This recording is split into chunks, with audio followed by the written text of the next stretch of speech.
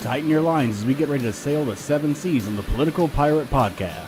Join Captain Ted Yoho and the salty dog John Martin as they search far and wide for the greatest treasure of all, the truth. From local Florida news to nationwide stories and the globe beyond, we've got it all mapped out. Now here's your hosts, the salty dog John Martin and Captain Ted Yoho. Well, good morning, everybody, and welcome to the 3 Ps, the Political Pirate Podcast with your host, the old salty dog, John Martin, and, of course, the captain of our pirate ship, Mr. Ted Yoho. Good morning, sir. Good morning, good morning, good morning. I got my captain's hat on here today. I see that, and you got your map behind you in case you get lost. That's right. I know where I am in the world.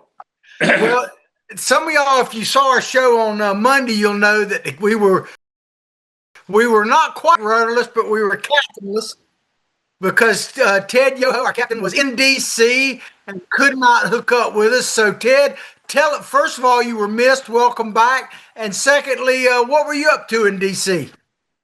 How much time do you have?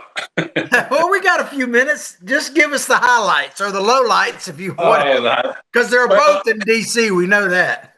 Well, you know, it's amazing. I mean, we talk about the problems our nation is facing.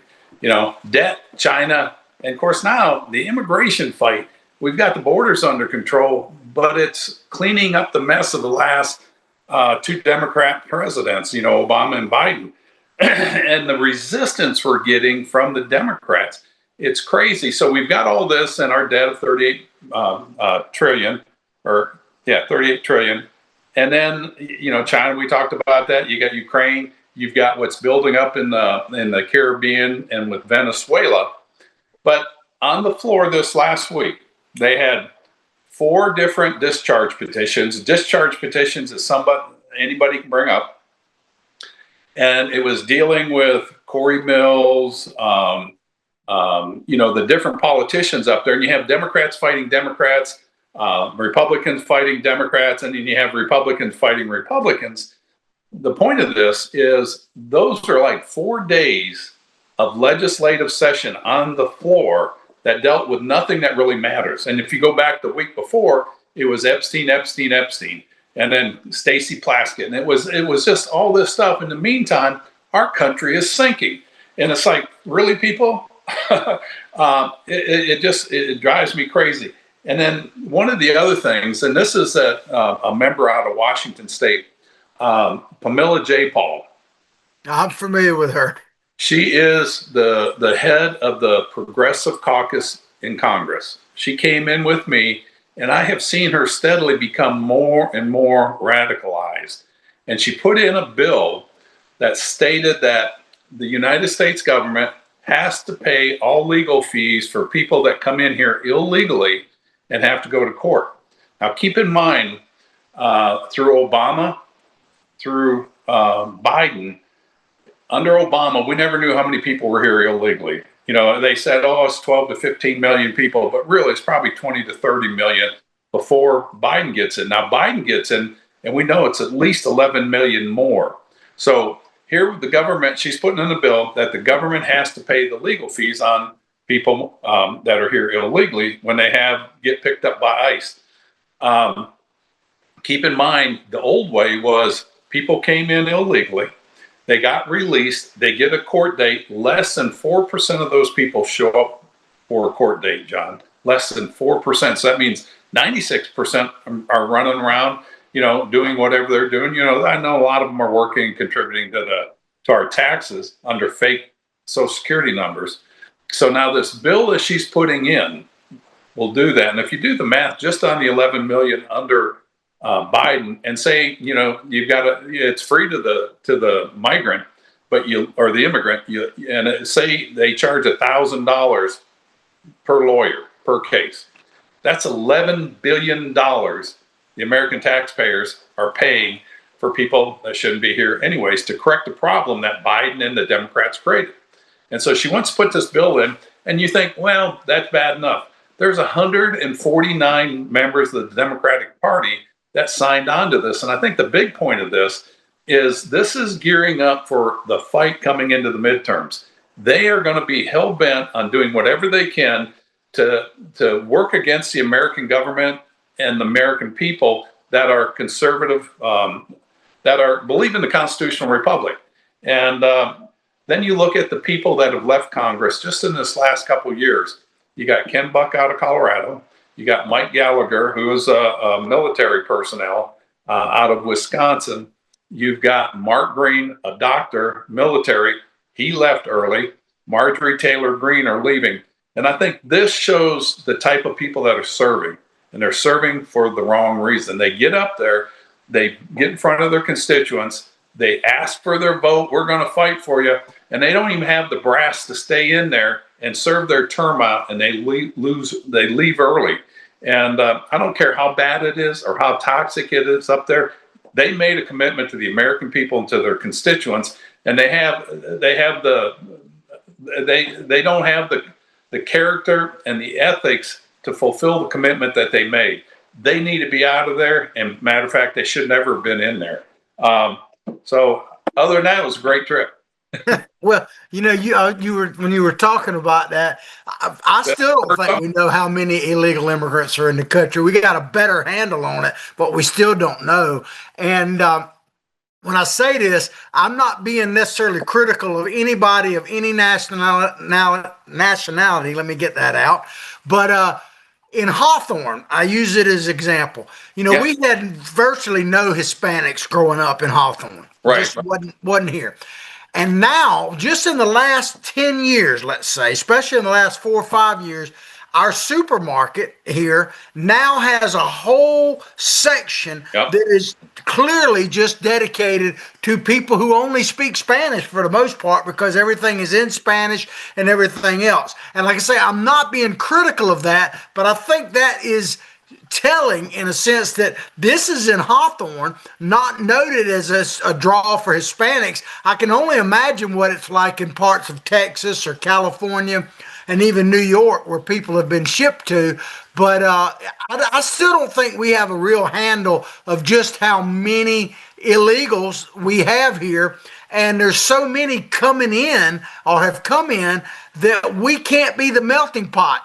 And now the Democrats are even arguing against being a melting pot, they want diversity, which diversity with a melting pot makes sense. But if you just want diversity for diversity's sake, it has never worked anywhere, and it never will.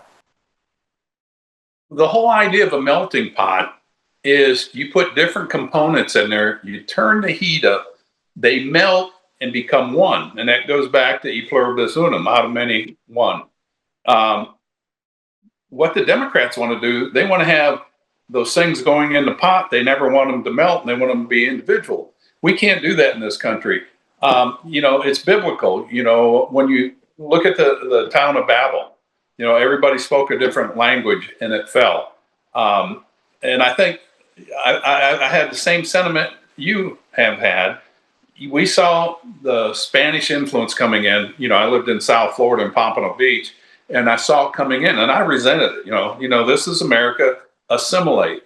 But they were hardworking people, and the other thing is they had strong Christian family values. So they assimilated, built on the values we had in this country, the Judeo-Christian values. So we became strong. They're strong Christians. They have strong churches that they go to, and they build families. The difference today is when you bring in the Middle Easterners that do not assimilate, the melting pot is not working. They don't get melted, and we don't melt into one unified nation. That's where you see the problem. And you're seeing this stuff on the internet where the Muslims are becoming more and more boisterous. And I'm hearing people say Donald Trump is they go off on all these things. And these are people that came into this country to live in America, but they want to change it. And this is where I have a problem with Ilhan Omar, what's her name, Rashid Tlaib. They have anger towards this country, and they have stood up and espoused things against this country that they shouldn't be here. And I think anybody that comes into this country from another country, and if they become a naturalized citizen, that's great.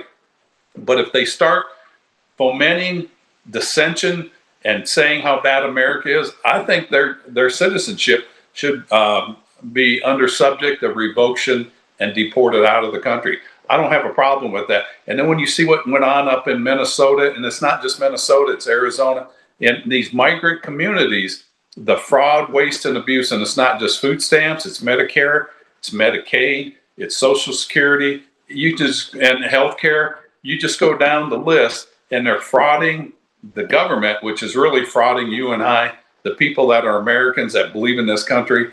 And, those are the ones we've got to root out. And I hope Donald Trump is harsh as what it sometimes seems that he's doing. You've got to start somewhere. And the message needs to be long and strong and clear, and it needs to be said over and over again. If you're coming into this country, I think go back to what Theodore Roosevelt said. Understand there's but room for one flag. It's the American flag. There's room but for one language. It's English. Learn it and assimilate and become Americans. You're either 100% American or not at all. And I think that's something we're going back to and we need to stick to. And we're going to fight. I mean, I know you got things coming up on your video clips here, so let's go into those. Yeah, well, I just wanted to say one quick thing and we'll move on. That if you think about it, and I was thinking about the Muslims, you talk to Muslims, but I guess you could really throw into this wide berth. And it's not a racist statement. It's just factual. Do you see any Muslims seeking asylum in a Muslim nation? I'm not aware of any. I know in Africa, you see them going to other areas. They'll go into Jordan. I mean, they're in a tough spot, so they've got to go where they can, where it's less tragic or dangerous for them and their family. Because the underlying thing for people around the world is they want liberty and freedom, and they want to just pretty much be left alone. But they don't have that opportunity in a lot of those countries. But to answer your question, I don't see a Muslim to go into Muslim. You don't see Palestinians going to Saudi Arabia. Right. And the same thing with the Somalians. Are any Somalians seeking asylum in another African nation? I don't know if it's because they might not want to or they might not be wanted, but they always seek asylum here, which is okay. I don't blame people for wanting to come here. If I live somewhere else and some of the places I've been in the world, I would be desperate to get here too. But if you're not coming here to be a part of the United States of America, then we don't really, you're coming for some other reason, and there really is no other reason to come here legitimately unless you're seeking to be a part of this experiment, this melting pot. Exactly. The United States of America. If you're coming here to be part of the team, that's great. We'll have you on there. But don't get in here and say, well, we don't like the team. That's great. Leave. I'm very adamant about that, and I feel very strong about it because I love this country so much, and I know you do too, as your dad did. And and then you look at our veterans that fought, and these people are coming in and demanding things, and it's coming to a breaking point, and there will be a flashpoint. Keep in mind, we're focused on this. China is building up to take over the world, and I had to remind some people. I was invited to speak at the Hudson Institute yesterday. Talking about pharmaceuticals and Chinese control over all the OTCs, over-the-counter stuff. They control about 90% of the pharmaceuticals in this country. But we were talking to them, and we were talking to some of the executive branch agencies, and they're worried about these little programs and all that. I says, you got to step back and look back. What really are the challenges we're facing? You've got China and the geopolitics that are going on. Yeah, these programs are important, but we really need to focus on the whole, not just this little thing here, because it would be like you bought a house and you want to remodel it, but the termites are in there, and you ignore that, and you're like, well, let's paint this and put these new stuff in here. You better take care of the termites. Yeah, well, in the house too, it starts literally with the foundation. It can look great on the top. If the foundation is sinking, it happens in Florida a lot, then your house is going to be gone. So you can use the analogy of that in our country. If we get away from the founding principles, the foundation of this nation, it is going to crumble. There's just no other way about it. That's just a kind of a law of physics, if you will. Well, our foundation, and I talked about this before I got elected, our foundational principles say our rights come from a creator, not from government, and that we elect a government to represent us. our core values that we're all born equal. You know, we have the right to pursue life, liberty, and the pursuit of happiness. And I don't want to hear the argument about slavery. I mean, we can talk about that. Yeah, it was a hideous thing, but we didn't invent it, and it's still going on today. We fought a war. Over 700,000 people died to get out of that sin. But the core values, the founding principles, are what get, and the Constitution is what preserves all that. That's what gives opportunity for anybody that wants to live within that system. And for these people to come over here and tell me how bad America is, and they're walking around the halls of Congress, the inflammatory things they have on their doors, they don't belong in here. And to me, it's treasonous. And we've got a problem in these big areas like Minneapolis and Dearborn, Michigan, and in Arizona and in Tennessee, that this is not going to go away on its own. There will be a reckoning with this, and let's hope it's not a civil war, but I don't rule that out.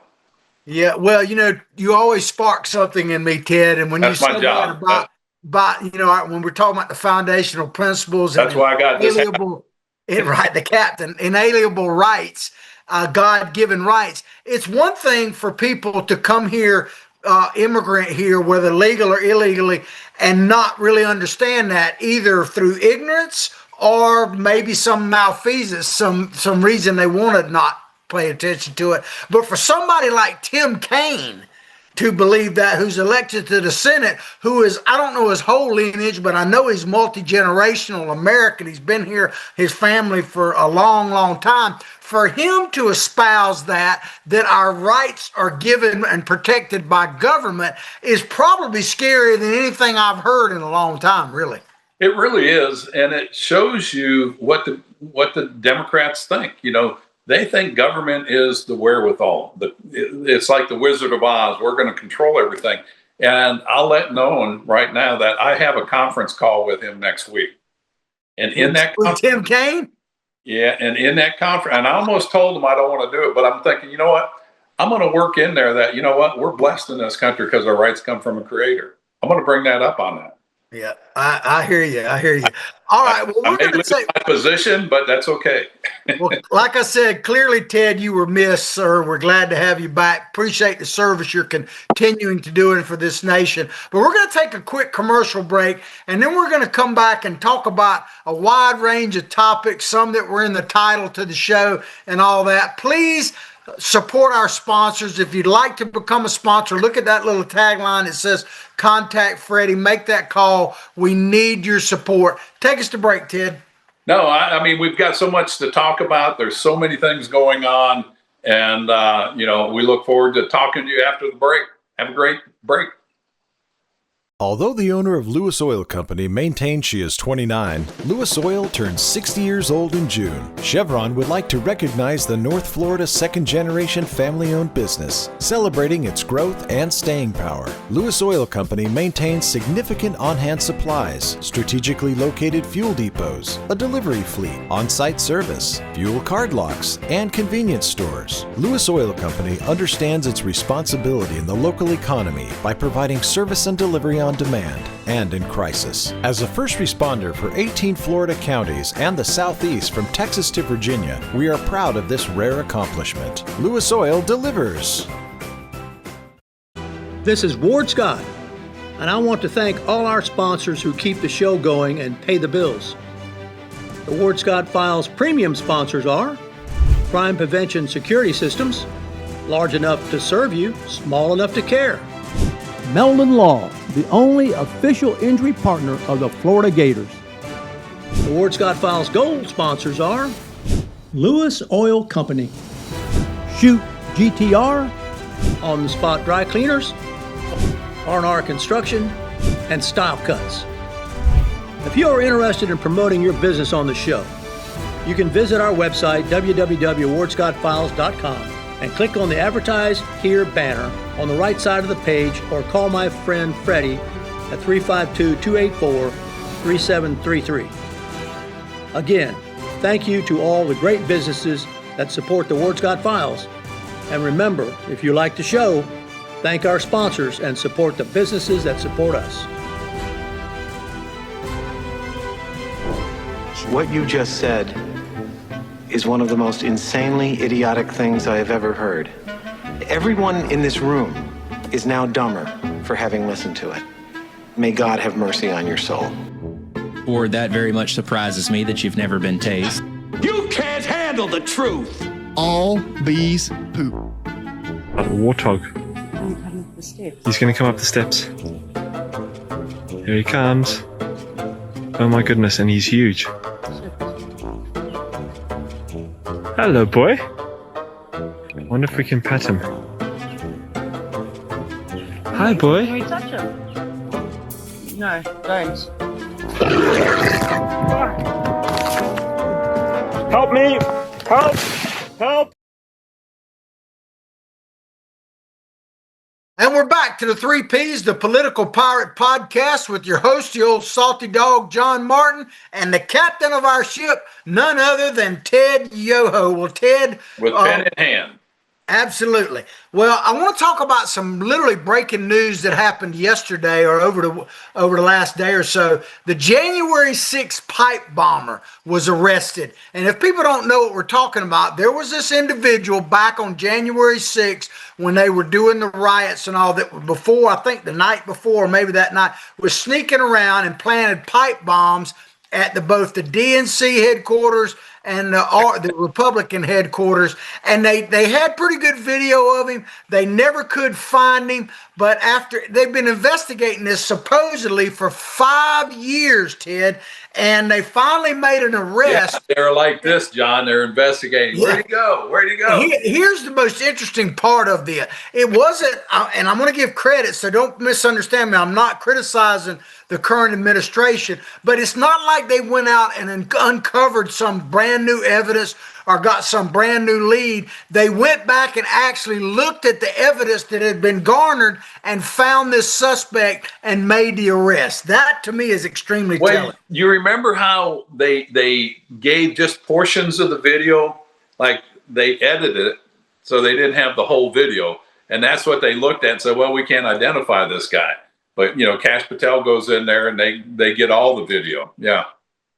Yeah, and apparently Dan Bongino took this as a personal mission when he got in there. And he really, under the leadership of Patel, I think Dan Bongino probably spearheaded this. At least it seems that way. There's a lot more going to be revealed soon. Hopefully. But Attorney General Pam Bondi, in a press conference yesterday, identified the suspect as Brian Cole Jr., 30, of Woodbridge, Virginia. Now, it makes you wonder if they were really even trying to find this, and why, for instance, they could not find this person. I'm thinking that Jake Tapper of CNN, the great Jake Tapper, might know the reason why they couldn't find him. Check this out, Ted, and I'll turn it back to you. Sure. This is what Jake Tapper, and I tried to find this video. I saw the video, but I couldn't find it, because there's some bias in YouTube and stuff. But CNN No, tell me that's not This true. is what CNN host Jake Tapper said live on CNN yesterday. He said, Brian Cole Jr., a 30-year-old white man from the D.C. suburb, is charged with transporting an explosive device. Now, there's only one problem. Look at that picture, Ted. This is the picture that they showed while they were actually saying a white man. This is the picture of the actual suspect. I mean, my God, man. They do this kind of stuff all the time. It could be a mistake, but I swear I think it's almost it could be. We should give him the benefit of the doubt until we know, because Jasmine Crockett said Lee Zeldin got money from Jeffrey Epstein. Absolutely. This turned out to be the wrong Jeffrey Epstein. Well, you mentioned Jasmine Crockett, so I got another video I want to play, because maybe this because this kind of ties in to Jake Tapper's mistake, if it is that. But listen to Jasmine Crockett talking about, now what she's talking about is arresting like this Afghan killer that killed the guard, National Guard member there, and the Trump administration focusing on some of those people that are here and all of that, and Somalians and all the scam that's going on out there. But listen to what Jasmine Crockett says about that, and kind of tie this in to what Jake Tapper just said, and we'll come back and talk about it. Check it out. America. But obviously in Trump's America, this is exactly what he wants. And the idea that one person can get out of line and commit such a horrific crime as shooting two National Guardsmen that never, ever asked to be here. In fact, we know the young lady that lost her life, specifically, we're saying that this is a waste of time, but now you want to go against every single immigrant. That doesn't make sense. And it's frankly not who we are, because if that's the case, let's talk about the white supremacists and how many of them need to be kicked out of this country, because I can guarantee you, I can track down more crimes that they've committed, because overall immigrants have a lower crime committal rate than white supremacists. But we don't want to talk about that in this country. I mean, this can't be there America. You have it, Ted. Obviously, in Trump's the America, only people that are a terrorist threat to this nation is white supremacists. And of course, Jake Tapper says, shows this guy or says this guy's white when he's clearly black.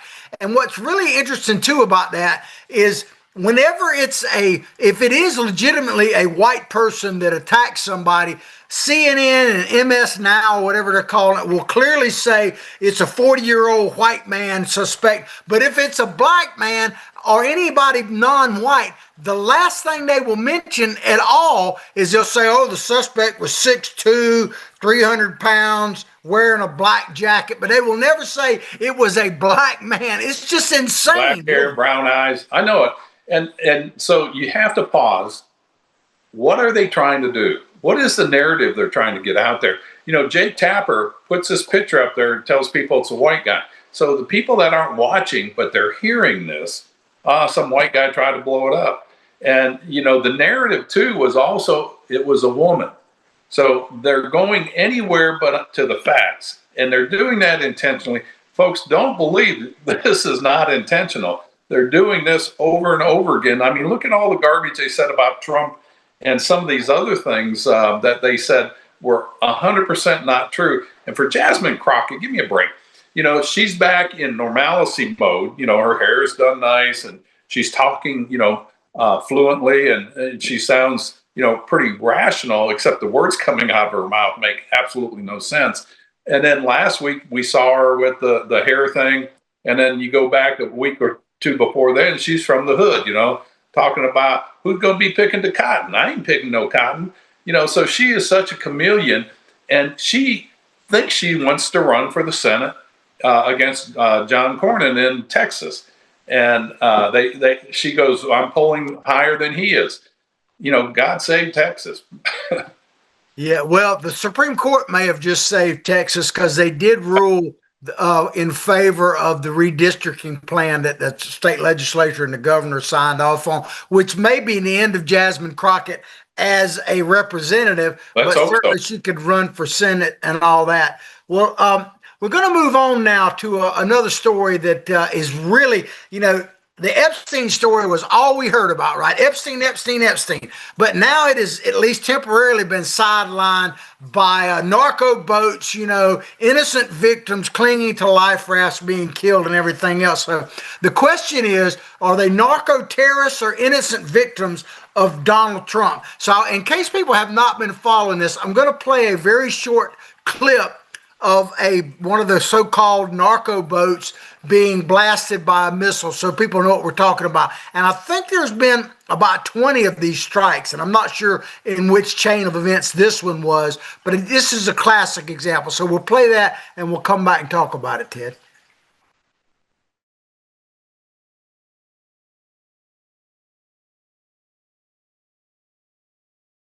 So what you saw there was these cigarette type speedboats, narco boats, packed with fentanyl, at least we presume such, and they're blown up. Now, you can argue, and we'll talk about it in a minute, Ted, because I know you have some feelings about this. You could argue whether we should be doing it or not. Sure. But the way the Democrats are painting this is just the latest thing to try to get Trump. And one of the things that is becoming really clear is the Democratic Party. I'm not talking about all Democrats, but the leadership of the party at the Senate and state and congressional level cares about everybody but Americans. That's what it seems like to me. Right. Ted, I know, and I have mixed feelings as well about this, but I know you have concerns about the program to take out these boats. So share those with us, but also talk about how the Democrats are just trying to all of a sudden paint these people as such innocent victims. No, I mean, to address that first point, the Democrats are going to do anything to tear this country down.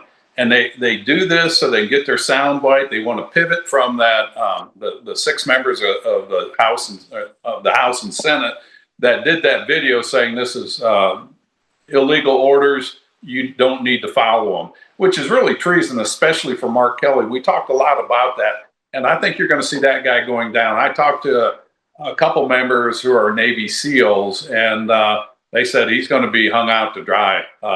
Just because he should, but it'll also be a signal. You don't ever go against the command. And when they asked those people, what were the illegal orders, nobody could say.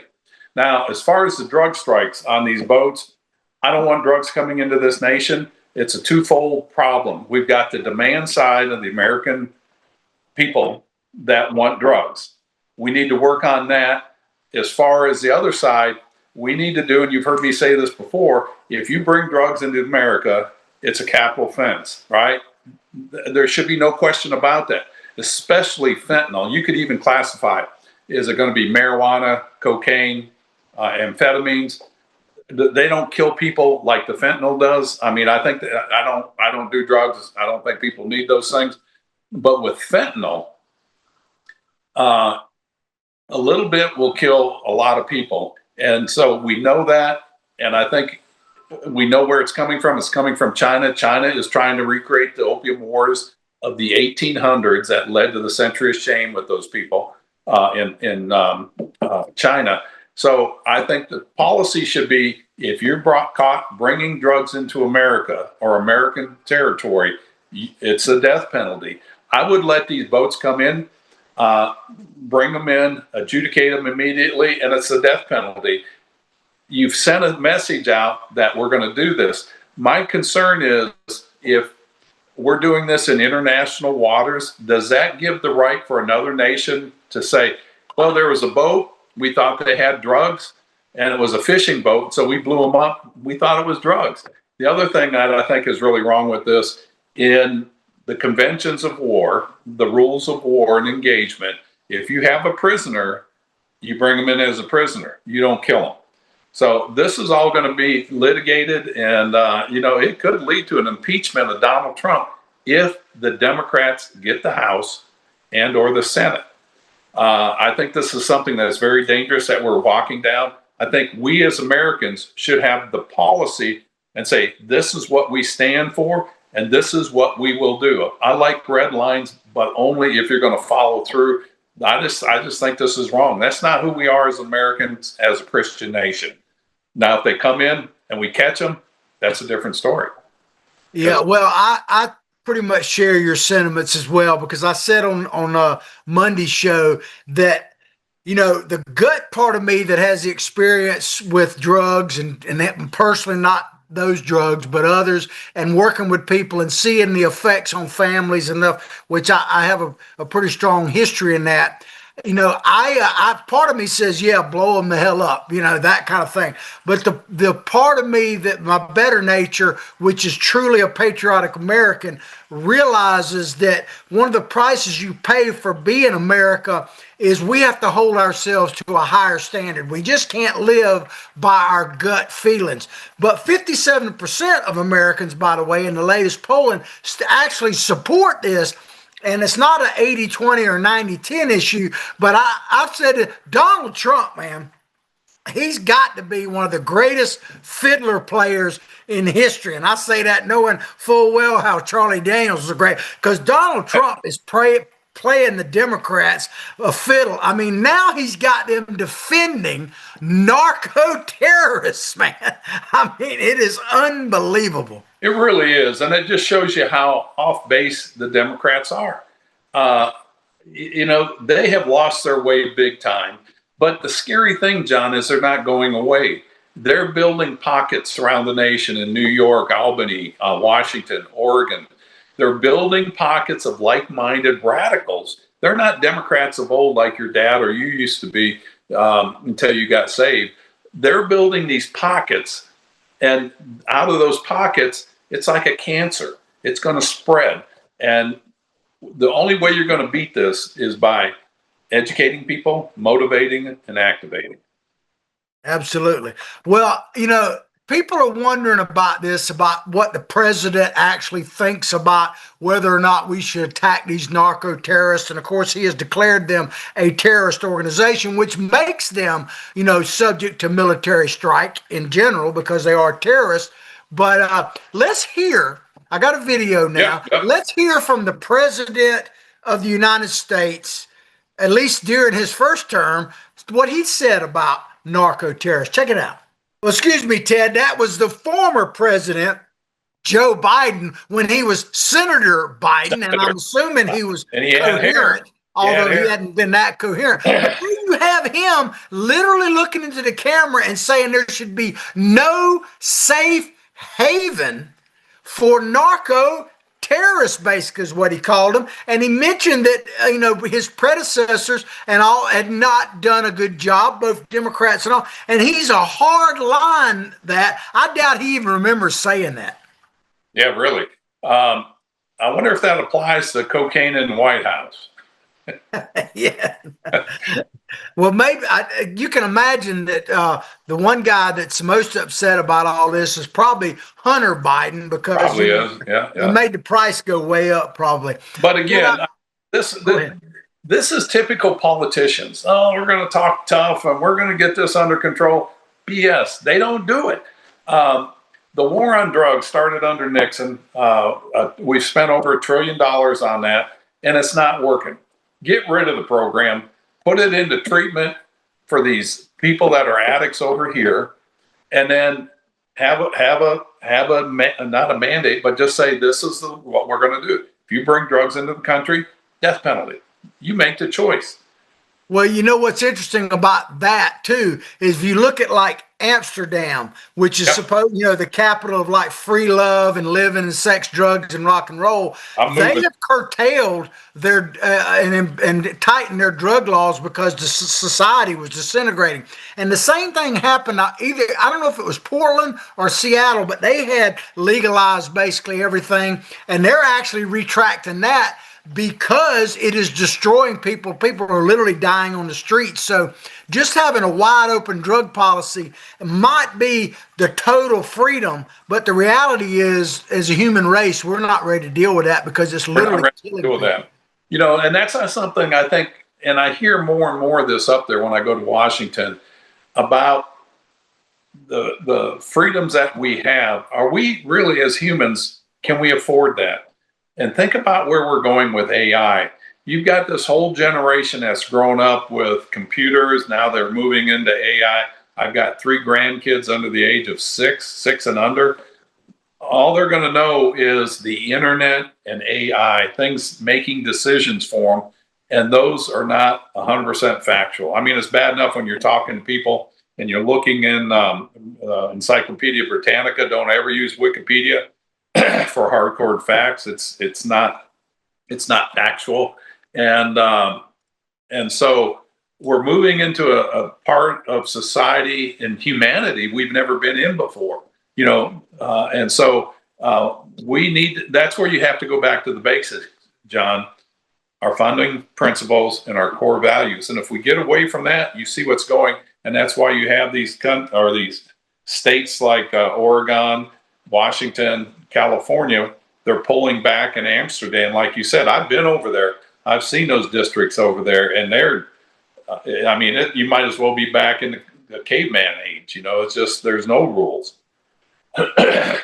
Well, that's why you have to believe in inalienable rights, I think, too, because if you don't have it, if it's all man driven, if you look throughout history, anytime it's only been driven by man, it always ends up in tyranny. It just always does. And there's no reason to suspect that we're somehow beyond that now. So it's important. And my only thing, and I'm not a preacher and all that, I just know what I know. And, so if you don't get anything else outside the show, maybe get this. You got the voice for it. I believe there is only thing I know about God, really, Ted, to be honest with you, that I fundamentally know is that there is one, and it ain't me. and then the rest is a journey. So that's kind of how I see it. Well, you go back to our founders. In order to have our country, and I've said this over and over on this show and elsewhere, in order to have a constitutional republic, as Benjamin Franklin told Mrs. Powell, if you can keep it, man, they said you have to have a moral, educated society. And in that, just in those words, you have to have people that are responsible. And if you don't have the responsibility, you're going to lose it. And we're seeing it being lost.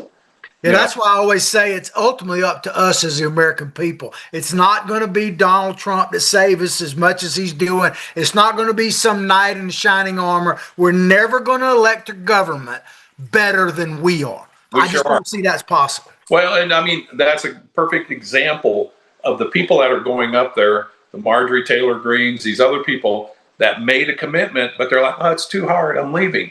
Mark Green, I'm really disappointed in because he's a doctor and he was in the Army. He was a captain or higher up, I don't know what rank he was, but he said out in the open, he goes, I got a deal too good to turn down and it's going to be a lot of money. So he left in the middle of his turn. And he's from Tennessee, and we almost got that person you're going to probably play next. Yeah, I hear you. Well, let's move on to a subject that kind of came out. It was passed in the big new or the one big beautiful bill, but you didn't hear a lot about it. But now you're starting to, and I got to tell you, it's another one of these things that I have mixed feelings about, and they're calling them Trump accounts. And let me just read this and we'll talk about it. All children, if this goes through as it's written, all children born between 2025 and 2028 will reap a baby shower gift from Congress and President Trump. $1,000 deposit into a Trump account is what they're calling it. And basically this would be invested maybe in the S&P or something like that. And parents could put money into it. Businesses could put money into it as a thing. And when the kid turns 18, it's they basically can use it for a variety of things, hopefully for increasing their education, getting training for a job or something like that. The program, I think, has merits, but the idea of creating it with government money, I just don't trust it. Do I trust Donald Trump? Yeah. Do I trust the next president, whoever that might be, especially if it's a Democrat? All you got to do is look at Social Security. So I'm opposed to the government side of this. I think it should be done through, other means and that. So the concept I accept, but I don't like the government side of it. I would have to agree with you.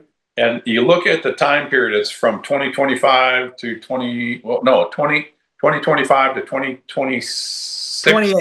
28. To me, I mean, that's no different than Biden say, we're going to get rid of college tuition. We're going to waive all your fees. To me, it's a political stunt. I agree with you that I think it's a great idea.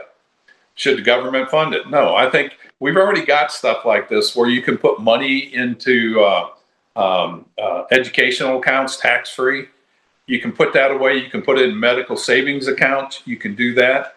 I think this is the role of grandparents and parents to open up a savings account for their kids. And instead of buying them all these cheap toys made in China or elsewhere, put money in there. I think this is wrong. I just, to me, it's a distraction. I don't think it's going to do anything. And as you brought up, it's like Eric Swalwell with the ballroom that he's putting on the White House. Eric Swalwell wants to tear it down. When the Democrats get in charge, they're going to get rid of this or rename it, whatever they're going to rename it. But it won't be the Trump account. I'll guarantee you that. I think it's wrong. Here's the thing, too, people need to understand. If you're saying, well, this is Trump's idea, it's got to be great. And as much as I support the president, but guess whose idea it was before Donald Trump? It was Hillary Clinton's idea. Hillary Clinton proposed this when she was running for president, a version of this. So I don't know, maybe that's enough said. I thought you said a virgin, Hillary Clinton. A virgin, yeah. Let me clear my ears. She might be because Bill, he didn't have time for her, I don't think. But that's another story. Can't blame him. But I want to play a video real quick because I think this is the issue that they're trying to tackle. I think is important. And Charlie Kirk talked about the American dream and how the young people, and especially using home ownership, that we got to get a handle on this because young people don't feel invested in what we call the American dream. And so I'm going to play Charlie Kirk because I think it plays into all this. And it is an issue that must be tackled. Let's play this and we'll come back and talk about it. Last 4 years, he has obliterated the ability for you to be able to own a home. So, yeah, we should say that multi-trillion dollar corporations like BlackRock cannot come in and buy homes and rent them back to you. In fact, I want 3 very basic things for every one of you. I don't care about your politics. I want you to be able to get married, have kids, and own a home. Those 3 things should be in the very basic social contract for Gen Z, and that's my message. And I pray we can restore that. Exactly. Do you think that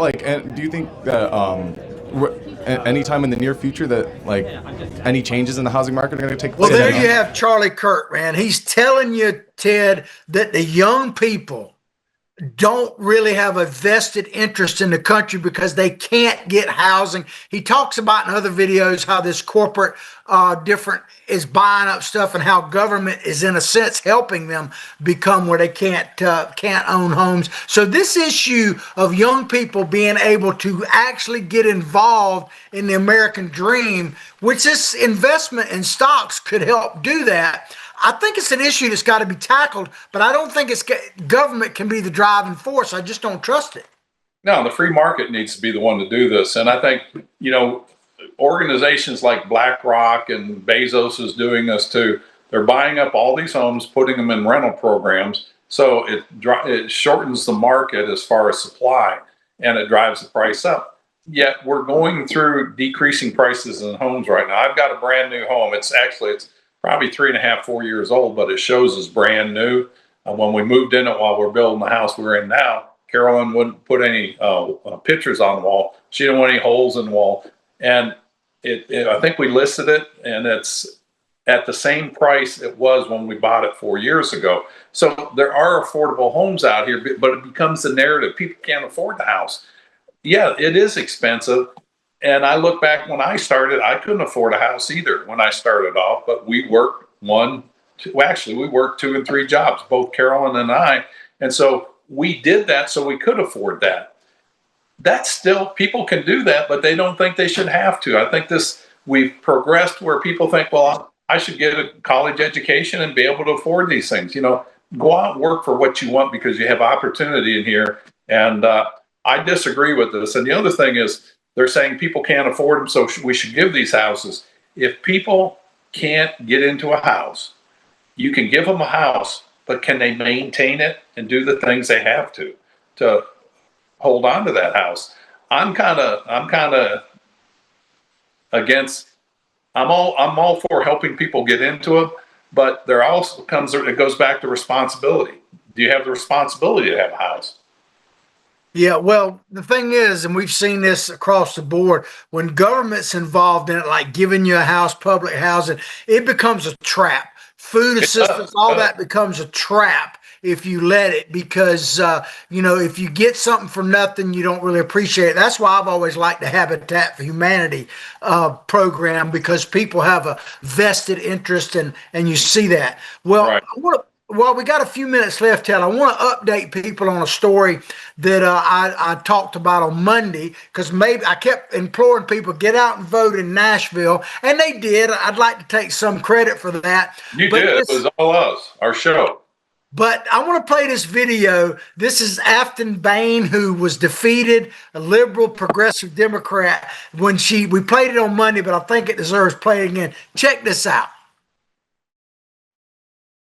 The Nashville mayoral race, because I hate the city, I hate the bachelorettes, this is scary. I hate the pedal taverns, I hate country music, I hate all of the things that make Nashville apparently and its city to the rest. And just so you know, I'm not going to play the next video, Zach.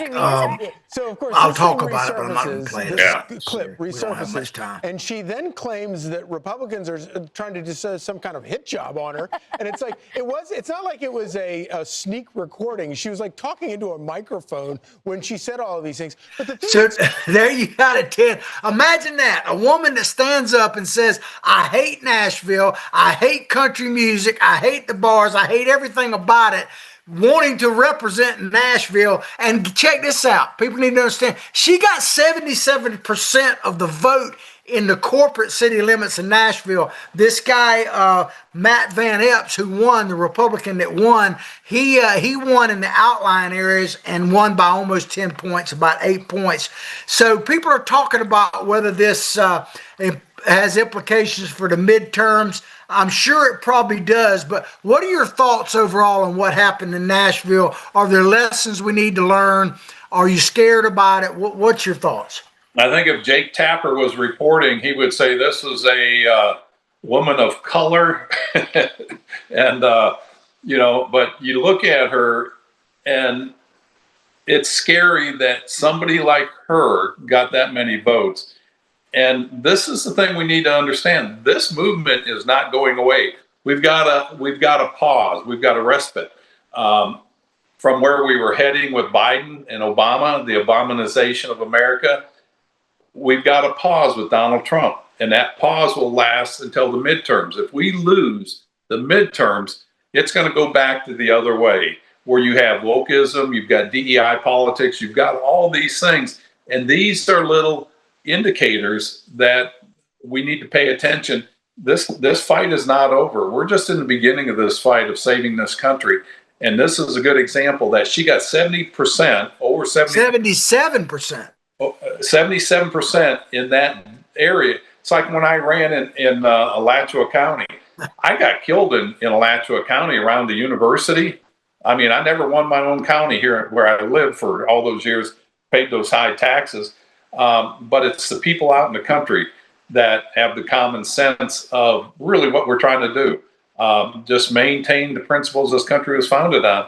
People need to wake up, because once we go, if we lose again, as radical as the Pamela J. Pauls are, or this lady here, or Mamdani, we're going to have wokeism, DEI, transgenderism, all that stuff on steroids, and it'll be hard to come back. And remember the article we talked about up in Canada, where they're having to turn in their guns because they've got the registry, and if they don't turn them in, they turn off your accounts. It's crazy, yeah. It's scary. It's scary. A lot of people might not get this analogy, but the United States right now is what I call a sweet gum tree. A sweet gum tree grows here in the South. It looks beautiful on the outside, but in the inside, it literally is rotting to the core, which is kind of what our cities are doing. So we look really beautiful on the outside. You can't really see the rot in the middle, but when a good, strong wind comes, it falls over. And that's what we're becoming as a nation. We still look pretty good overall, but our core is getting rotten. And when the wind comes, which it's going to come, we might crumble. So, I don't want us to be that sweet gum. We need to be that live oak, man, that sways with the wind and just stays steady. No, I agree with you. And you want to see a good illustration of that, or an analogy. And I think we talked about this before. When Carolyn and I were in Europe for our 50th anniversary, going through all those old towns, Austria, all those ones that were built in the 1600s, 1700s, the Baroque architecture, all that just magnificent architecture. This generation today that's over there, after they went through communism, now they're into socialism, all those buildings are in decay because the generation present today doesn't know how to take care of them. Graffiti's written all over them. And I was walking through Washington, and you'll see areas that have graffiti on them because the people there don't appreciate what was built and the majesty of that, and how that's a representation of us. And if we forget, we're going to crumble, as you brought out. These things will crumble and go away, and we'll be but yet another great country that fell by the wayside because they forgot the basics. Absolutely. Well, what Ted said is a good way to close out the show. So I'll just say this. I hope you enjoyed the show as much as we enjoyed bringing it to you. Please like what we're doing, share what we're doing far and wide, spread the word, and above all else, have a blessed weekend. Absolutely. And, I know you people that are listening, that I know you're just thankful that you live here in America. I don't know if anybody watched what happened in Hong Kong. There were 6 high-rises that caught on fire. And if people talked out against the government about not doing the right inspections, they got jailed. And, we don't do that in this country yet. And it's only because we stay diligent and we keep people accountable. Y'all have a great weekend. John, we'll see you Monday. Zach, take care. Peace out, everybody.